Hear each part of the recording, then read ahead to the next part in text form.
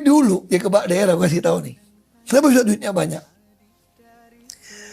Datang cuap-cuap, bikin acara apapun, dimasukin lu sebagai pembina, ketua, ada honornya bulanan. Tiap bulan orang keuangan datangnya terima duit, honor pak, honor pak, honor pak. Di bawahnya berhenti tuh sekda, asisten, semua honor-honor semua. Pernah nggak rakyat tahu soal itu? Nggak tahu. Dia bilang gaji kecil nggak boleh naik demi rakyat, nanti naik gimana, semua ribut. Saya nggak butuh itu, saya butuh transparansi. Saya hanya berpikir saya berani jadi pejabat.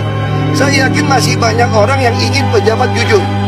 Masih banyak orang ingin pejabat yang bisa membuktikan hartanya dari mana, yang bisa membuktikan kerja nyata. Saya yakin itu. Cuma Jakarta ini agak beda, karena 50% plus 1. Ya kita lihat aja hasilnya gimana.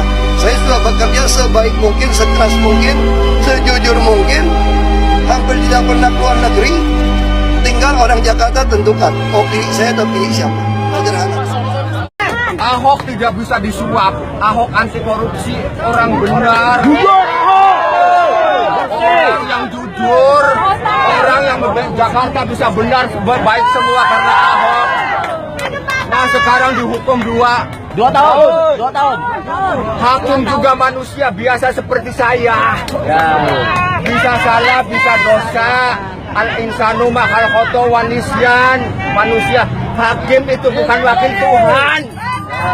Wakil Tuhan itu Rasul dan Wali. Ya. Hakim bisa salah. Hakim hari ini kata media bisa disuapin orang. Benar enggak? Tidak ada yang ditakuti saya kecuali Allah. Urusan mati di tangan Allah. Kau takut sama mati? Jangan takut sama mati. Mati semua orang juga mau mati. Ketua MUI bakal mati. Hakim bakal mati. Bakal mati Pak Rizky. Gaya kepemimpinan Ahok yang tegas cocok untuk Jakarta. Peneliti Populi Center Nona Evita menilai gaya kepemimpinan Gubernur DKI Jakarta Basuki Cahayapurnama alias Ahok yang tegas sangat cocok untuk Jakarta. Pasalnya, dengan ketegasan Ahok bisa mengimplementasikan sejumlah kebijakan dan mengatasi sejumlah persoalan di DKI Jakarta. Warga DKI Jakarta lebih memilih sosok Ahok karena ketegasan sehingga mengeksekusi berbagai kebijakan dan mengatasi sejumlah persoalan pelik di Jakarta. Apabila Jakarta ini merupakan miniatur Indonesia yang terdiri dari beragam suku, pusat berbagai kegiatan dengan berbagai masalahnya, ujar Nona di Jakarta, Kamis 22 Juni. Tak heran, kata Nona, tingkat kepuasan publik terhadap kinerja Ahok per April masih di atas 80%. Angka ini menurut dia merupakan apresiasi dan amanah dari masyarakat DKI Jakarta. Namun, Nona mengingatkan jangan sampai ketegasan ini bercampur dengan arogansi.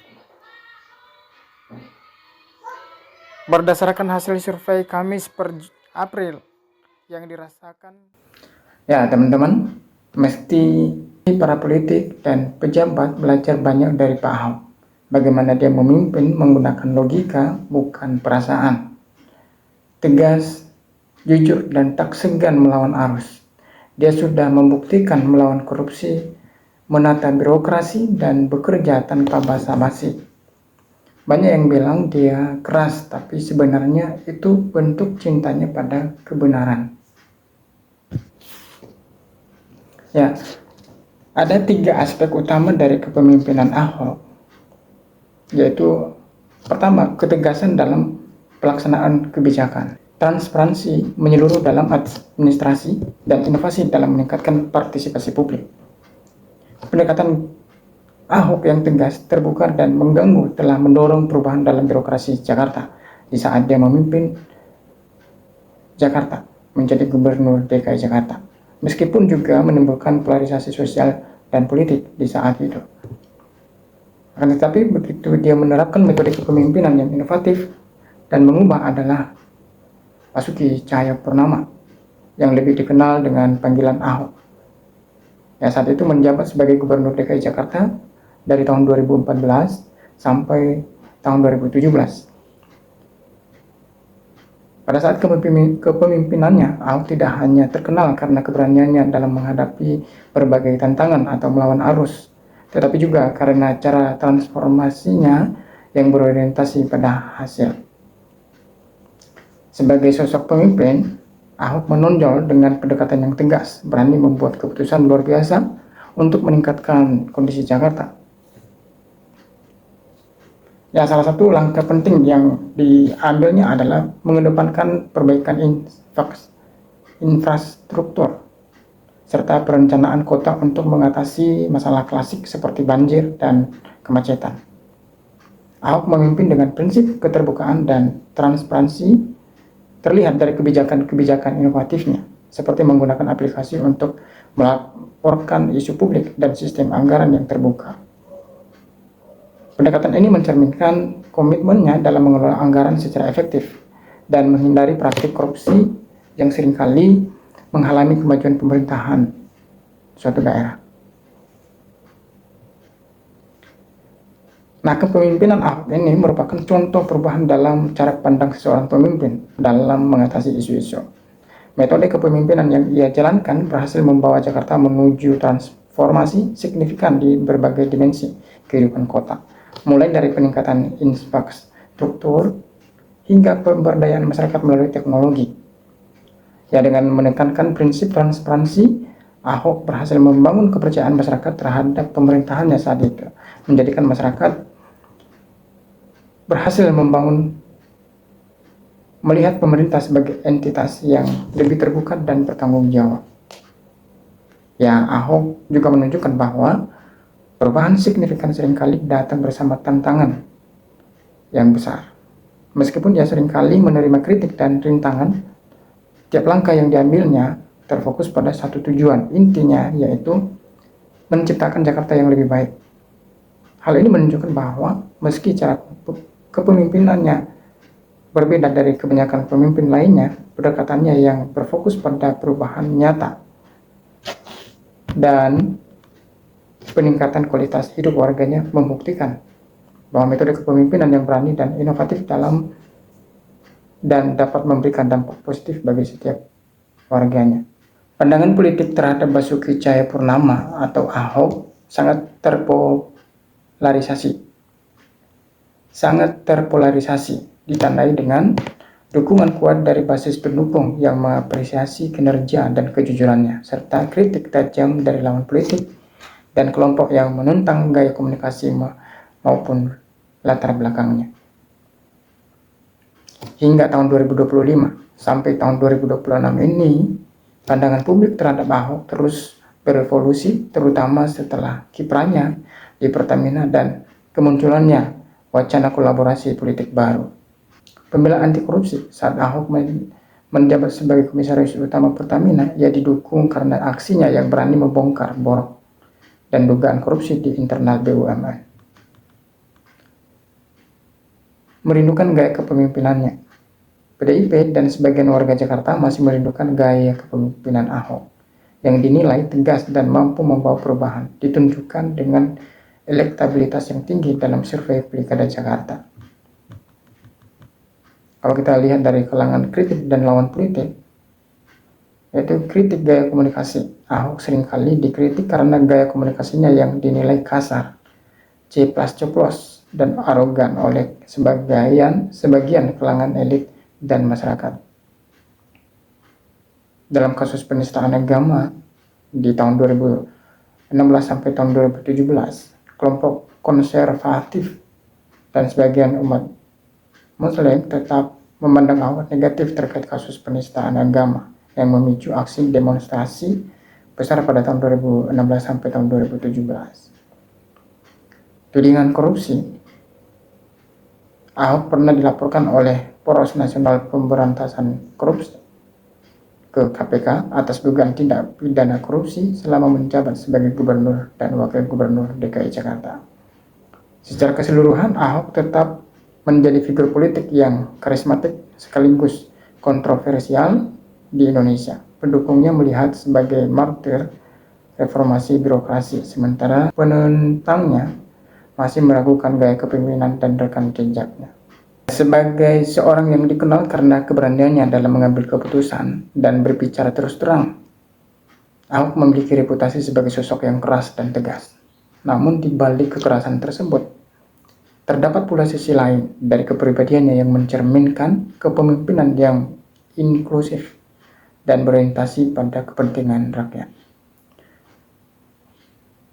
Kepemimpinan Ahok mencerminkan dari kemampuannya dalam menghadapi berbagai tantangan yang kompleks.